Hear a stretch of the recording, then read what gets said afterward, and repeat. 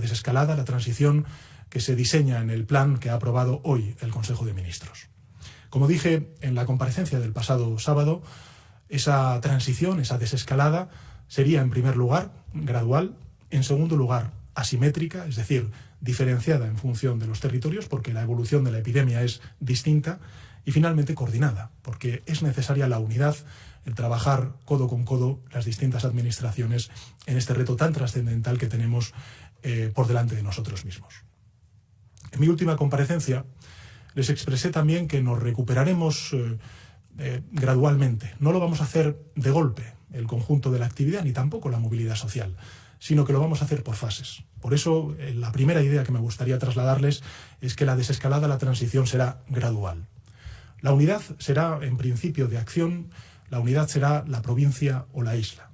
No habrá movilidad entre provincias o islas hasta alcanzar la nueva normalidad, salvo en aquellos casos que ya vienen exceptuados en el artículo 7 del estado de alarma que se aprobó el pasado 14 de marzo. Todas las actividades permitidas se podrán realizar en consecuencia en la provincia o en la isla en la que se viva. En concreto, les anuncio que se han establecido 4 fases a lo largo de esta desescalada o transición que vamos a caminar a lo largo de las próximas semanas. La primera fase, o fase 0, es la fase de preparación de la transición o de la desescalada, en la que ya precisamente nos estamos encontrando.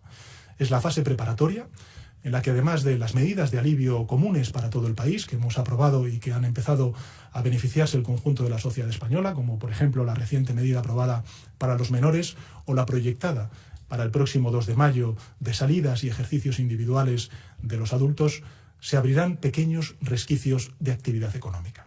Por ejemplo, la apertura de locales y establecimientos con cita previa para la atención individual de los clientes.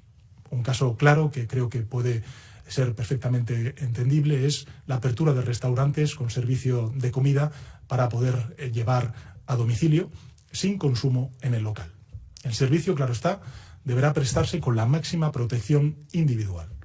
Otro ejemplo sería la apertura de entrenamientos individuales de deportistas profesionales y federados y el entrenamiento básico de ligas profesionales. A lo largo de esta fase, de la fase 0, de la fase de preparación hacia esa desescalada, se va a intensificar la preparación de todos los locales públicos con señalización y medidas de protección para preparar el comienzo de la siguiente fase, que es la fase 1. La fase 1, o fase inicial, en función de los criterios que más adelante describiré, se permitirá en cada espacio territorial definido, en principio la provincia, el inicio parcial de ciertas actividades.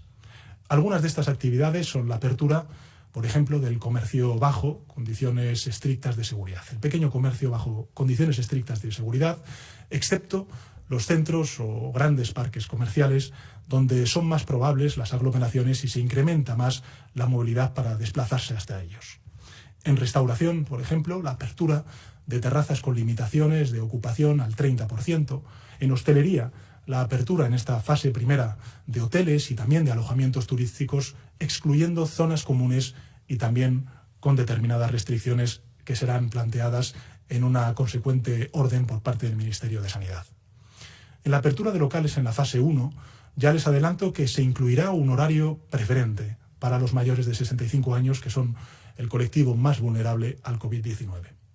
En el sector agroalimentario y en el sector pesquero, por su parte, se reanudarán las actividades que mantenían restricciones y, por seguir con los ejemplos, los lugares de culto podrán abrir limitando su aforo a 1/3. En el ámbito deportivo se contempla la apertura de centros de alto rendimiento con medidas de higiene y protección reforzadas y, si es posible, turnos, y también se permitirá el entrenamiento medio en ligas profesionales. En el caso del transporte público, el uso de la mascarilla estará altamente recomendado tanto en la fase 0 como en la fase 1, como en la fase 2, en la fase 3 y luego, lógicamente, en la nueva normalidad. La fase 2 es la fase intermedia.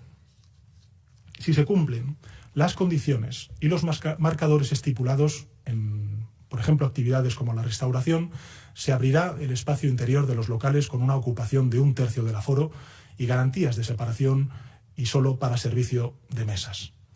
El curso escolar comenzará en septiembre. Ahora bien, En esta fase segunda hemos establecido algunas excepciones para reabrir centros educativos con 3 propósitos que estoy convencido ustedes podrán compartir.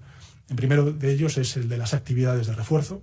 En segundo es el de garantizar que los niños menores de 6 años puedan acudir a los centros en caso de que ambos padres tengan que trabajar presencialmente y, lógicamente, también para celebrar la EBAU. Por seguir con los ejemplos, se prevé la reanudación de la caza y pesca deportiva y en cuanto al ocio y la cultura se reabrirán cines, teatros, auditorios y espacios similares con butaca preasignada y una limitación de aforo de 1/3. También serán posibles en esta fase las visitas a monumentos y otros equipamientos culturales como salas de exposiciones, salas de conferencias, con 1/3 de su aforo habitual.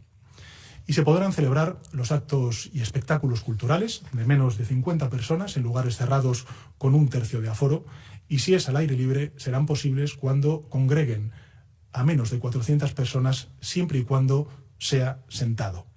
Los lugares de culto deberán limitar su aforo al 50% en esta segunda fase. La fase tercera es la fase avanzada. En esta fase, la última hasta recuperar la nueva normalidad, una vez que se cumplan los marcadores requeridos, se flexibilizará la movilidad general, si bien se mantendrá la recomendación del uso de la mascarilla fuera del hogar y en los transportes públicos. Y en cuanto al ámbito comercial, se limitará el aforo al 50% y se fijará una distancia mínima de 2 metros. En la actividad vinculada con la restauración se suavizarán algo más las restricciones de aforo y también de ocupación, si bien se mantienen estrictas condiciones de separación entre el público. Como ven, la regulación es muy prolija porque la casuística es muy amplia y he citado algunos casos a título ilustrativo.